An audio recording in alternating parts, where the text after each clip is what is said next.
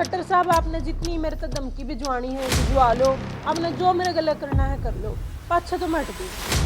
तो जो ये संदीप प्रेम खट्टर जी का है, ये बड़ा मुझे समझ में नहीं आ रहा है, ये प्रेम किस वजह से है। 10 दिन में सरकार ने ना तो उसे बर्खास्त किया, ना उसे गिरफ्तार किया। अभी भी खट्टर साहब उसे अपनी गोदी में बिठाए बैठे हुए हैं और जितना हो सकता है उसे बचाने की कोशिश कर रहे हैं।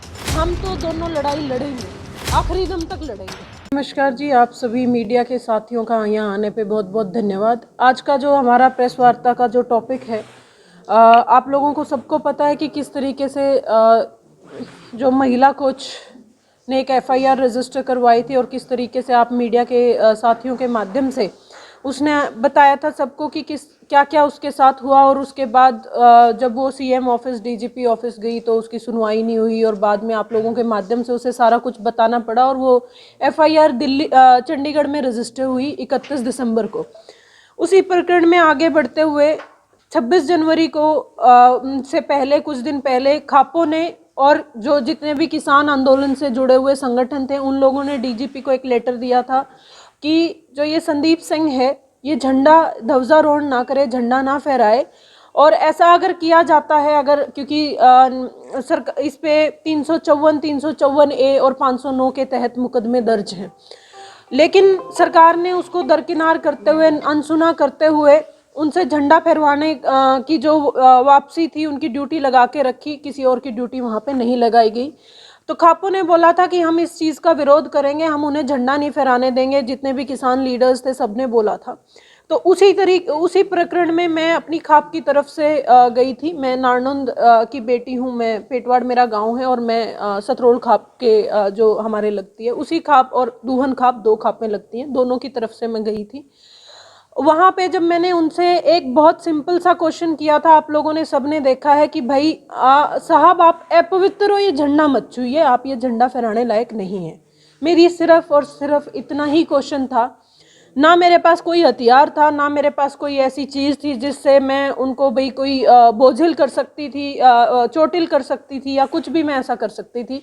लेकिन उन्होंने मेरे साथ, आप लोगों ने देखा कि मेरे साथ किस तरीके से उन्होंने मिसहैंडलिंग करी, किस तरीके से उन्होंने अपने गुंडों को इशारा करके भेजा। एक सरदार जी ने जो वहाँ पे थे, नीली पग में थे, उन्होंने मेरा शॉल उतारा और मेरे गले में डाल के मुझे, आप लोगों ने देखा किस तरीके से उन्होंने मेरा गला घोटने की भी कोशिश करी। ये सारे सब लोगों ने हरियाणा में क्या पूरे देश में ये चीज़ देखी है। उसी प्रकरण में जब हमारे साथ जो हुआ वहाँ हुआ, खापो ने भी पूरा साथ दिया। हम लोगों ने 29 तारीख को वहाँ एक एफआईआर मेरे ताऊ जी ने दी कुरुक्षेत्र एसपी को कि भाई जो जो उसमें उन्होंने बोलना था वो बोला। आज तक वो एफआईआर रजिस्टर नहीं हुई है। उसके बाद मैंने 31 तारीख को प्रेस वार्ता मेरी रही थी चंडीगढ़ में, आप लोगों से रूबरू हुई थी मैं। उस समय मैंने सरकार को 10 दिन का अल्टीमेटम दिया था कि सरकार या तो इस आदमी को बर्खास्त करके गिरफ्तार कर ले, नहीं तो हम जो अपना जो आगे का स्टेप है वो स्टेप लेंगे। अब ये 10 दिन ख़त्म हो चुके हैं। 10 दिन में सरकार ने ना तो उसे बर्खास्त किया, ना उसे गिरफ्तार किया। अभी भी खट्टर साहब उसे अपनी गोदी में बिठाए बैठे हुए हैं और जितना हो सकता है उसे बचाने की कोशिश कर रहे हैं। तो जो ये संदीप प्रेम खट्टर जी का है, ये बड़ा मुझे समझ में नहीं आ रहा है, ये प्रेम किस वजह से है। तो हमने अब अपनी रणनीति आगे की तैयार करी है। पहली, जो हम लोग हमारी पंचायत करने वाले हैं, 19 फरवरी को यहाँ कैथल में पंचायतों के माध्यम से हम हमारा विरोध दर्ज करवाएंगे। ज़रूरत पड़ी तो हम रोडों पे भी आएंगे, या तो सरकार इसे बर्खास्त कर दे, नहीं तो हम अपनी लड़ाई को यहाँ स्टॉप करने वाले हैं नहीं। खट्टर साहब, आपने जितनी मेरे तक धमकी भिजवानी है भिजवा लो, आपने जो मेरे गले करना है कर लो, पाछे तो मैं हट दी नहीं। मेरा जी ले लोगे उस दिन तो मैं पीछे चली जाऊंगी, लेकिन अभी मैं पीछे नहीं हटूंगी।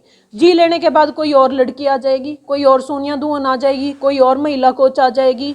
हम तो दोनों लड़ाई लड़ेंगे, आखिरी दम तक लड़ेंगे। आप इसने हटा दो, नहीं तो आप भी अपना बोरिया बिस्तरा बांध लो, क्योंकि ये हरियाणा है साहब, पूरे लड़की की बेइज्जती करने वाला आदमी कोई भी बर्दाश्त नहीं है। मारे आड़े दी बेटी सबसे ऊपर होती है, घर की इज्जत होती है, हमारे हर चीज़ से ऊपर है। बाकी मुद्दे हम बाद में लड़ लेंगे, पहले हमने हमारी इज्जत चाहिए। हर लड़की इस चीज़ के लिए तैयार है, हर लड़की लड़ेगी, रोडों पे आएंगे और ज़रूरत पड़ी तो हम लठ भी उठावेंगे। हमने इतनी सशक्त हम है, इतनी हमारी बाजुओं में दम है कि हम लठ उठा लेंगे, लड़ लेंगे।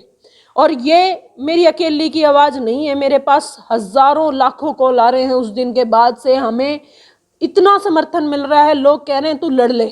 आप चाहे कितनी मैसेज भिजवा लो, कितनी मैसेज फिलवा लो कि मैं राजनीति कर रही हूँ, मैं राजनीति करने की कोशिश कर रही हूँ, मेरी राजनीति उस दिन ख़त्म होगी। आप इसने जो कह रहे हो कि मैं राजनीति करने की कोशिश कर रही हूँ, बकौल आपके, जिस दिन ये आदमी अट जाएगा, मैं या लड़ाई उस दिन तक लड़ूंगी जिस दिन तक ये आदमी गिरफ्तार नहीं हो, ताकि कल न कोई और ऐसी हरकत करने की कोशिश करे तो उस आदमी को ये बात पता हो, संदीप वाली बन जाएगी।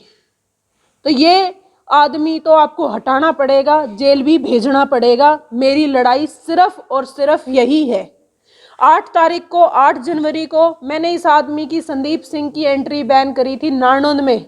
अब मैं 19 तारीख को हम एंट्री बैन करेंगे इसकी कैथल में। और कैथल में ये आ जाइयो, हम बतावेंगे ठहरे कुकर ठाया करें। हमारे हरियाणवी में क्या करें, ठहरे ढालो। इब हमने ठहरे ठा लिए हैं, इब इसका इलाज हम सामाजिक तरीके से करेंगे। जितना हमने खट्टर साहब पे विश्वास रखना था हमने देख ली बाट, इब हम बाट कौन देखते हैं। आज ये भाई संदीप कैथल कहानी और आज ये अड़ाइन हम देख लेंगे इतना। और अब कैथल के बाद हम इसकी एक एक करके सारे हरियाणा में एंट्री बैन करेंगे। 19 तारीख को हम पंचायत करेंगे और पंचायत के माध्यम से ये ऐलान करेंगे। जो प्रकरण आपके साथ हुआ था उसमें वीडियो जो सोशल मीडिया उस संदर्भ में कोई और कहीं? मैंने सबसे पहले अभी एसपी ऑफिस में एक कंप्लेंट दी है मेरे ताऊ जी ने, जो मेरे साथ हुआ, क्योंकि वो वहाँ चश्मदीद थे, उन्होंने ये कंप्लेंट दी है। अभी तक अगर वही एफआईआर रजिस्टर नहीं करी। और रही बात महिला आयोग की, महिला आयोग में तो हमारी बहन कोच ने भी शिकायत करी थी, वो तो उल्टा उसे ही दबाने की कोशिश कर रही है। महिला आयोग अगर इसी कुछ होती, जिस स्टेट का मुखिया, जिस स्टेट का सीएम न्यू कहने लग रहा है कि कोई छोरी अनगरल बातें कर रही है, मेरी जिसी की सुनवाई हुई थी केवड़े। हाँ, लेकिन यह लड़ाई मैं पूरी लड़ूंगी, मैं कोर्ट तक जाऊंगी, इन लोगों को छोड़ने वाली तो मैं हूं नहीं।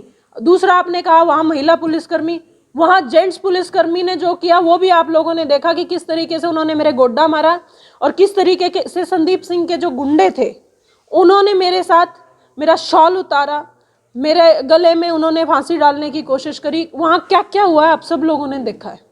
मैडम, आगे की क्या रणनीति रहेगी ताकि आपकी आवाज और मुखर तरीके से आप प्रदेश भर में गूंजने का काम करें? हमारी जो पहला स्टेप है जी रणनीति का, वो यही है। 19 तारीख को हम सारे यहाँ इकट्ठे पंचायत के रूप में इकट्ठे होने लग रहे हैं।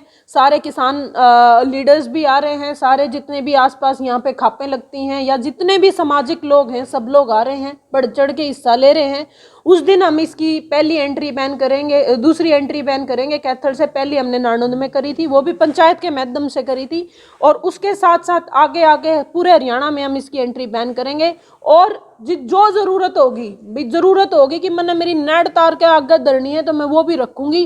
रणनीति वगैरह तो हमने बनानी नहीं आती जी। हम कोई ऐसा तो है नहीं कि भी दादा परदादा के ज़माने से ये चीज़ें कर रहे हैं। छोरी हूँ जी, दर्द होया और उसके बाद जो मेरा गला खुद गले भी होया है, उसी वाय लड़ाई लड़ने लग रही हूँ। और जी मैं तो आप लोगों का जितना हरियाणा का मैंने समर्थन मिलने लग रहा है, थारी छोरी हूँ, मैंने समर्थन दो, मेरी मदद करो। महिला कोच भी साथ में आएगी क्या? देखिए जी, वो पीड़िता है और पीड़िता का, क्योंकि आप लोगों को पता है उनकी पहचान या उनका फेस सामने लाना अलाउड नहीं होता है, तो मीडिया के सामने आई थी। लेकिन मीडिया के सामने आई थी, उसके बाद से उनके फेस को सामने कभी नहीं लाया गया है। वो जब भी कोई इंटरव्यू करती हैं या बात करती हैं मीडिया से, या तो उनका फेस ब्लर किया जाता है या उनको मास्क पहनाया जाता है। परसों जब हमने जज्जर में रोष प्रदर्शन किया था, जब हमने पैदल मार्च किया था, उसमें पीड़िता के जो फादर साहब हैं वो मेरे साथ थे, और उनके फादर और उनकी खापें यहाँ भी आएंगी। तो मैम, लोग आप मैं जी एक एक गांव में जा रही हूँ, हर किसी आदमी को, हर औरत को ये बता रही हूँ कि किस तरीके से ये लोग, ये आग हमारे घर में घुस गई है। जो अब महिला कोच है वह सारा की बेटी है, हरियाणा की बेटी है। आपन उस खातर खड़ा होना पड़ेगा ताकि कोई और छोरी अपनी गले यूं ना होए। इब्बे लड़ाई लड़ लेंगे तो ठीक रह जाएंगे, नहीं ये सरकार तो आप लोगों को पता है किस तरीके का हमने दबाने की कोशिश कर रही है। 30 तारीख को जो है आप जनसभा कर रहे हो, और क्या कुछ शेड्यूल रहेगा, कितनी जनसंख्या पहुंचने की? हम लोग 19 तारीख को, 19 फरवरी को दिन रविवार है और सेक्टर 18 सिविल हॉस्पिटल के पास वेन्यू रखा है। सारे घनी संख्या में पहुंचियो जी। मैंने ऐसा तो है नहीं जी कि कोई भाई ऐसी न्यू प्लान कर रखा हो भी यू इतने आओगे ज़्यादा से ज़्यादा संख्या में पहुंचियो जी। और संख्या मैं अभी नहीं बता सकती, लेकिन मुझे उम्मीद है कि मुझे इतना जितना समर्थन आप लोगों का अभी मिल रहा है, सामने भी आप लोग उतना ही समर्थन आके देंगे, क्योंकि ये एक की लड़ाई सोनिया दुहन की या महिला कोच की लड़ाई या उन सारे पहलवानों की लड़ाई नहीं है, या हर बेटी की लड़ाई है। तो मैडम सारी खापें आ रही हैं और सब कोई समर्थन, जिस इलाके में हम सभाएं कर रहे हैं, जिस इलाके में हम जा रहे हैं, उस इलाके की सारी खापें समर्थन कर रही हैं। क्योंकि देखिए जी, ये तो सांझी लड़ाई है, ये किसी की अपनी पर्सनल लड़ाई तो है नहीं, ना सोनिया दुहन की पर्सनल लड़ाई है या ना उनकी लड़ाई है, ये तो सबका साझा विषय और खापें तो साझे विषयों के लिए ही लड़ती हैं।